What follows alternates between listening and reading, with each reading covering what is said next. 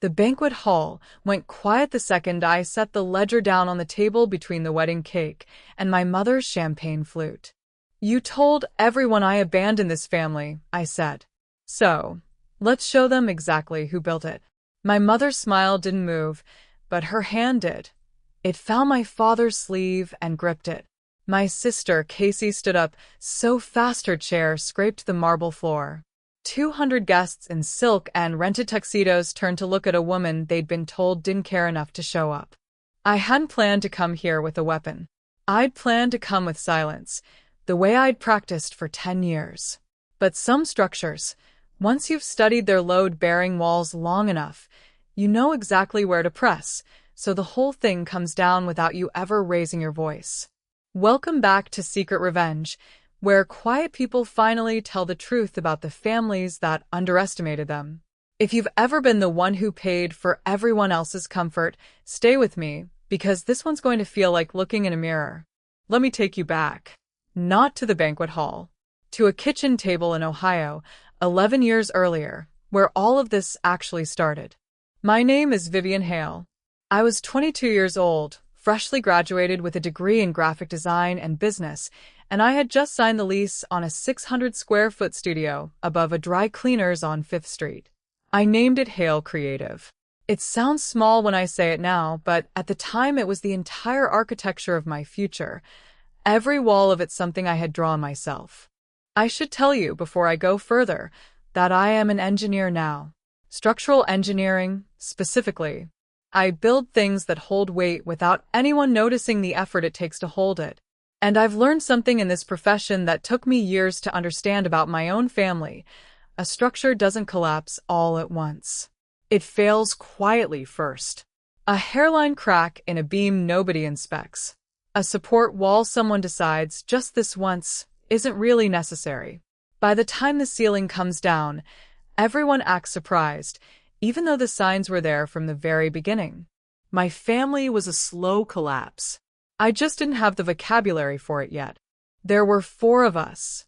My father, Walter, a quiet man who sold insurance and believed that keeping the peace was the same thing as keeping a family together. My mother, Diane, who ran our household like a company she was CEO of and who measured love almost entirely in appearances, what the neighbors thought, what the extended family said at Thanksgiving, whether we looked like the kind of family other families envied. And my younger sister, Casey, for years behind me, bright and charming in a way that made people forgive her before she'd even done anything wrong. I want to be fair to Casey here, because this story isn't really about her being a villain. It's about how a system trains a person to take without noticing they're taking. Casey didn't wake up one day and decide to destroy me. She was handed things her whole life and taught, gently, invisibly, that this was simply how things worked. I was the one who gave. She was the one who received. Neither of us chose those roles. Our mother assigned them before either of us understood what was happening. The origin moment, if I had to pick one, happened at my college graduation dinner. I remember it so clearly it still has a temperature to it. The restaurant was cold, over-air-conditioned, and I was wearing a blazer I'd bought secondhand because I wanted to look like someone who was already succeeding. My mother raised a glass of white wine and said, "To Vivian, who's going to take care of all of us now." Everyone laughed like it was a joke. I laughed too. But I want you to notice something. It wasn't a joke. It was an announcement. My mother had just told an entire restaurant table what my role would be, and she'd done it disguised as pride. 2 months later, my father asked me for $800 to cover a gap in the mortgage. I had just gotten my first freelance design contract. I said yes, because that's what you do when your father asks you something in a voice that sounds smaller than usual. I told myself it was temporary. I told myself I was lucky to be in a position to help. That was the first plank removed from the wall, and I didn't even feel it happen. If this is sounding familiar to you, if you've ever been the responsible one in a family that quietly decided your responsibility was infinite, tell me in the comments how old you were when you first realized it. I think you'll be surprised how many of us say the same age. I want to walk you through the next 4 years the way I eventually walked through them myself, with a ledger. I've always kept records. It's the engineer in me, even before I officially became one. Every contract, every invoice, every dollar I spent, and every dollar I gave away, written in a leather notebook my grandfather gave me before he died. He used to say, "Vivian, a person who keeps good records can never be lied to, not even by themselves." I didn't understand what he meant until years later, when that ledger became the only witness to what actually happened to me. January, the year I turned 23, I signed my first major client, a boutique hotel chain called Bramwell Hospitality, worth $11,000 over the first contract alone. I was proud in a way that felt dangerous, like joy you're not sure you're allowed to keep.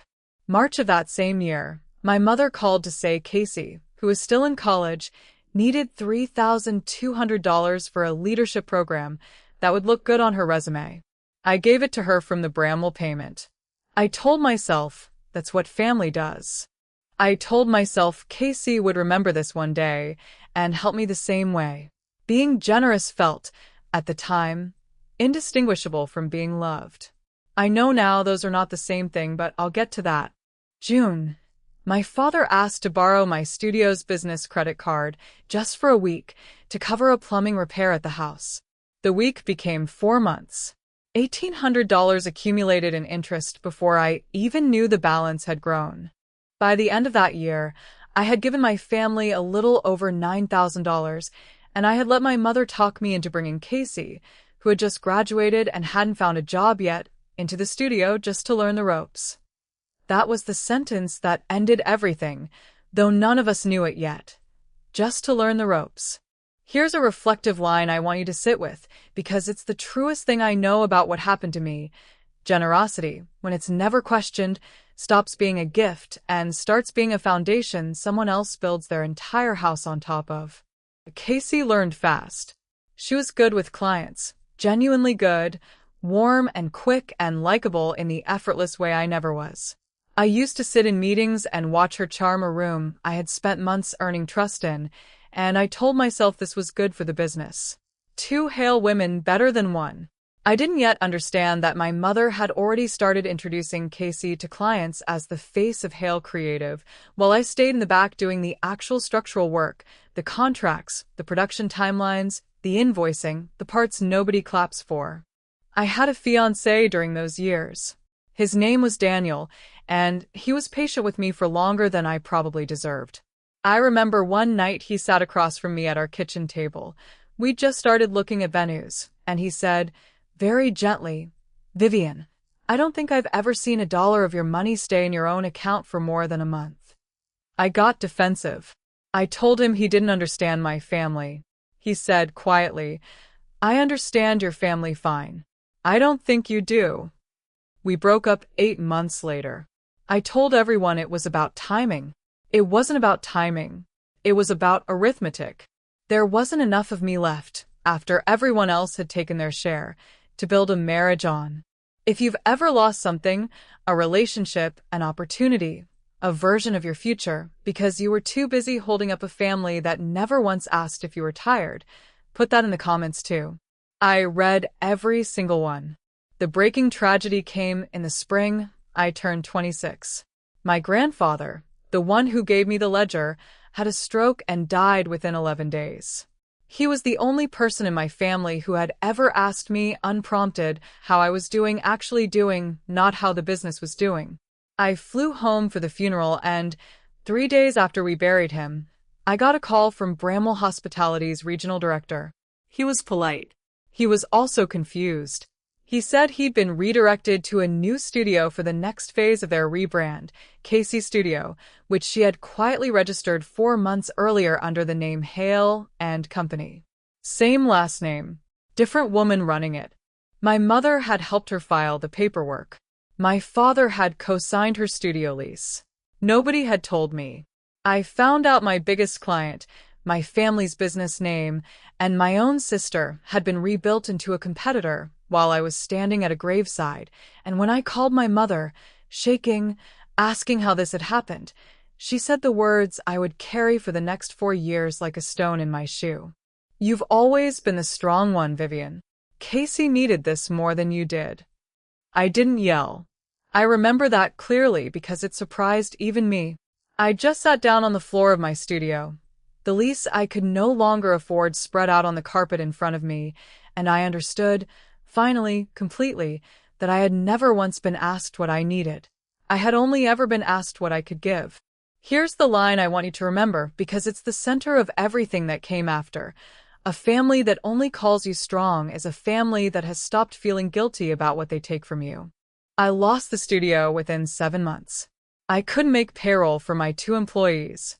I let them go with severance I paid out of my own savings because I refused to let anyone else's collapse happen the way mine had happened to me. I sold my car. I moved into a $500 a month room above a laundromat, and I told absolutely no one in my family because for the first time in my life, I understood that telling them meant handing them one more thing to take. That was the beginning of what I now call the silent years. I went back to school at 27 on loans for structural engineering, a field where the math either holds or it doesn't, where nobody can talk you out of a beam being the wrong size. I think some part of me needed a profession where truth wasn't negotiable after spending a decade in a family where it always had been. I worked nights at a hardware store while I studied. I did not call home. I did not, for almost 4 years, speak to my mother, my father, or my sister at all. What I didn't know, what I only found out much later, was the story my mother was telling everyone else during those years. At family gatherings, at church, to cousins and old neighbors who asked where I'd gone, she would sigh and say, "Vivian just disengaged from the family.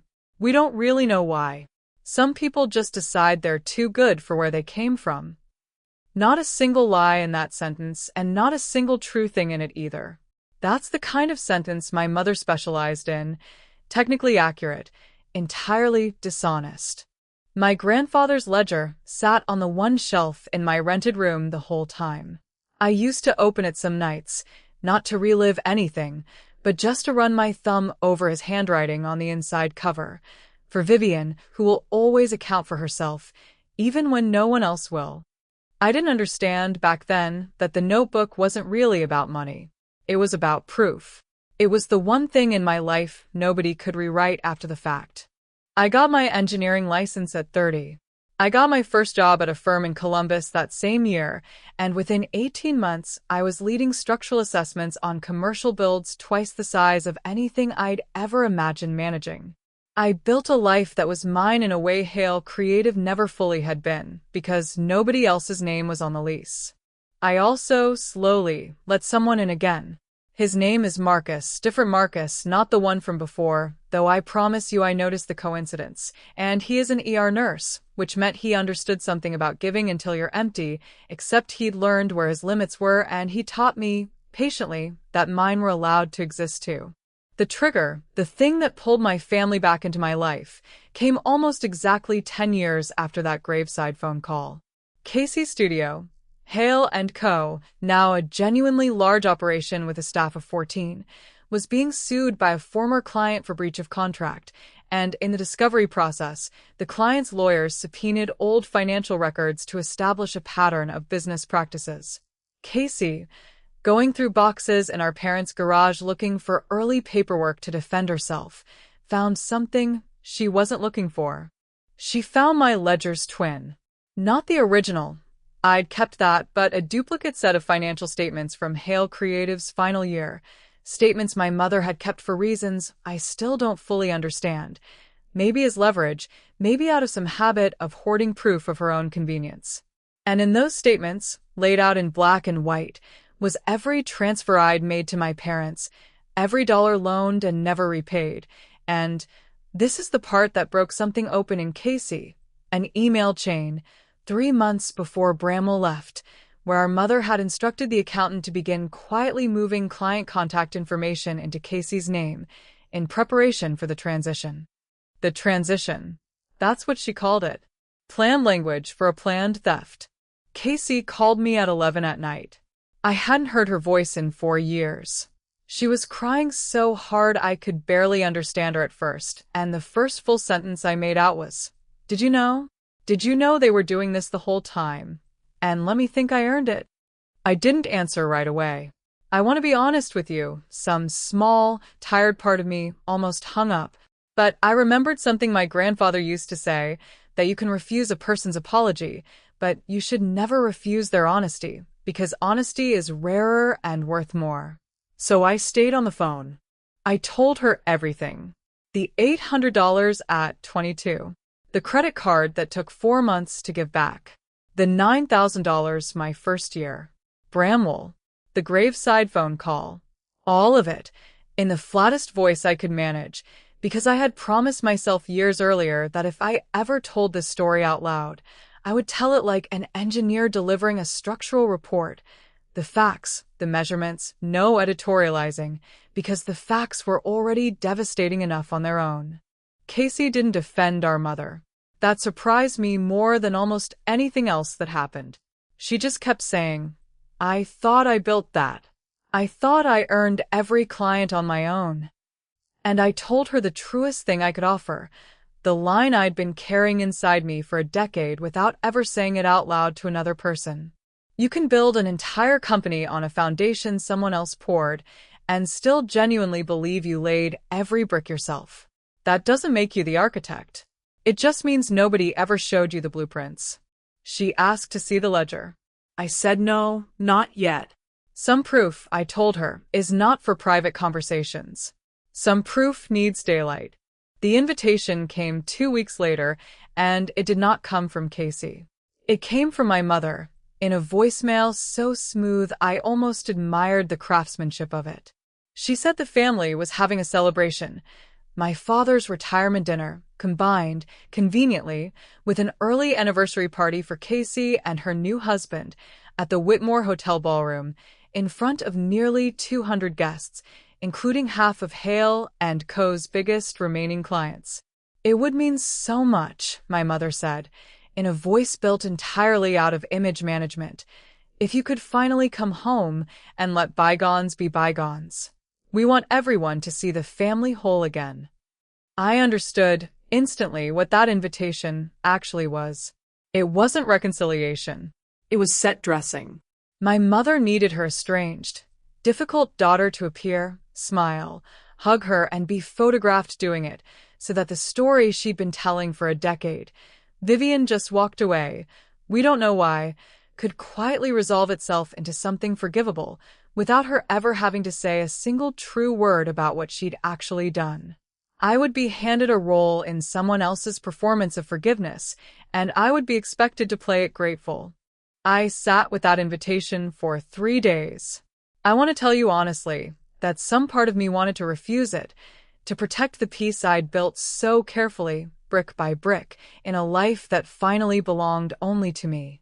But I kept thinking about my grandfather's handwriting, a person who will always account for herself, even when no one else will, and I understood that there was a difference between protecting my peace and protecting their comfort.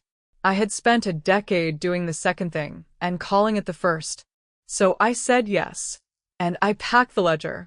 The dinner started exactly the way you'd expect. My mother greeted me at the door with a hug. She held 2 full seconds too long for the cameras hovering nearby. My father shook my hand like I was a business associate he was slightly afraid of. Casey found me near the gift table, and unlike our parents, her hug wasn't for anyone watching. She held on longer than was comfortable and whispered, "I told them not to do it this way. I told them to just talk to you first." I believed her. I still do. The toasts began around 8. My father stood first, gave a short, forgettable speech about 30 years in insurance. Then my mother rose, glass in hand, and said the thing that made the whole room feel suddenly, dangerously familiar. "I've always said," she began, smiling out at 200 faces, "that this family knows how to take care of its own. We built everything together. Every success in this room tonight, every client, every dollar, we built it as a family. We built it as a family." The exact words, almost verbatim, from a woman who had spent 10 years explaining my absence as a personal failing rather than the direct result of her own decisions. I stood up. I didn't shout. I want you to understand that clearly because I know how these stories usually go in your head, the dramatic yelling, the overturned table. That's not what happened, and honestly, that's not who I am anymore. I stood up the way I stand up in a boardroom when I found a structural flaw that everyone else has been too polite to mention, and I said, calmly, into a silence that was already beginning to form around me. You're right. We did build it as a family. I have the ledger to prove exactly how. I walked to the head table and set my grandfather's notebook down beside my mother's champagne glass. I opened it to the page I'd marked. I read 4 entries out loud. The $800 at 22, the credit card in June, the $9,000 my first year, and the email about the transition that Casey had found in the garage, which I now had a printed copy of, dated and time-stamped. I read them the way I would read a structural report to a client who needed to know their building wasn't safe. Flat. Factual. Unshakable. You told this room I've always been the strong one, I said, looking at my mother, and my voice didn't rise once. You told me that too, the day I found out Bramwell was gone. 10 years ago you said Casey needed this more than you did. So, I'd like to ask, in front of everyone who's been told a very different story for a very long time, needed what exactly? My studio? My clients? My 20s? Nobody laughed at that toast. My mother's face did something I had genuinely never seen it do before. It went completely, uncontrollably honest, just for a second, before she rebuilt the smile back into place. My father stared at the tablecloth. And Casey stood up beside me, in front of her own anniversary guests, in front of the clients I had once served, and said, loud enough for the room, everything she just said is true. I've seen the paperwork myself. I'm sorry, Vivian. I should have said this to you privately weeks ago, but I'm not going to let you say it alone tonight. That's the moment the room actually understood what it was witnessing. Not a family reunion. An audit. I'm not going to pretend the rest of the night was some clean, cathartic triumph, because that's not how real families work, and I promised myself a long time ago that if I ever told a story, I'd tell you the true ending, not the satisfying one. My mother never apologized. Not that night, not in the weeks after. She sent one text, 2 days later, that said, I hope you're happy, embarrassing us in front of everyone we know. I read it twice and didn't respond. Some structural damage, I've learned, simply isn't going to be repaired by the people who caused it, because admitting the damage exists would mean admitting they built it wrong on purpose. I've made a kind of peace with that. Not forgiveness. Peace. They're not the same thing, no matter what greeting cards tell you. My father called me 3 weeks later. He didn't apologize either, not really, but he said, quietly, I should have said something back then when your mother moved the accounts. I knew. I didn't say anything. It wasn't enough. But it was more honest than anything he'd said to me in a decade, and I let myself take that for what it was, a small, imperfect, unfinished thing. I still haven't decided what to do with it. Some threads, I've learned, you're allowed to leave hanging for a while before you decide whether to pull them or cut them. Casey and I talk now most weeks. She restructured Hale & Co.'s ownership within 2 months of that dinner, added my name to a consulting agreement, and started paying, retroactively, and without me asking, a portion of what those early years of unearned client relationships had actually been worth. I didn't ask for that money.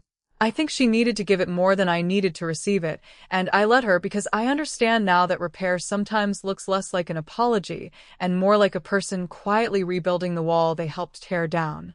I never wrote my mother back. I think about it sometimes, usually late at night, the way you think about a door you've deliberately left unlocked but haven't walked through. Maybe I will one day. Maybe I won't. I've stopped needing to know the answer in advance. As for me, I run my own structural consulting firm now, 7 employees, offices in 2 cities, and every contract has my name on it and only my name. Marcus, and I got married last spring, in a small ceremony with maybe 30 guests, none of them performing anything for anyone. My grandfather's ledger sits on a shelf in my office now, not hidden in a rented room above a laundromat, but framed, in daylight, where I can see it every single day I go to work. It doesn't hold grief for me anymore. It holds proof that I always accounted for myself, even in the years nobody else would. If there's one thing I want you to take from tonight's story, it's this. You are not required to keep holding up a structure that was never designed to hold you back. You can love people and still refuse to be their foundation forever. And if you ever do decide to show them the ledger, do it calmly. Do it with proof. Do it in daylight.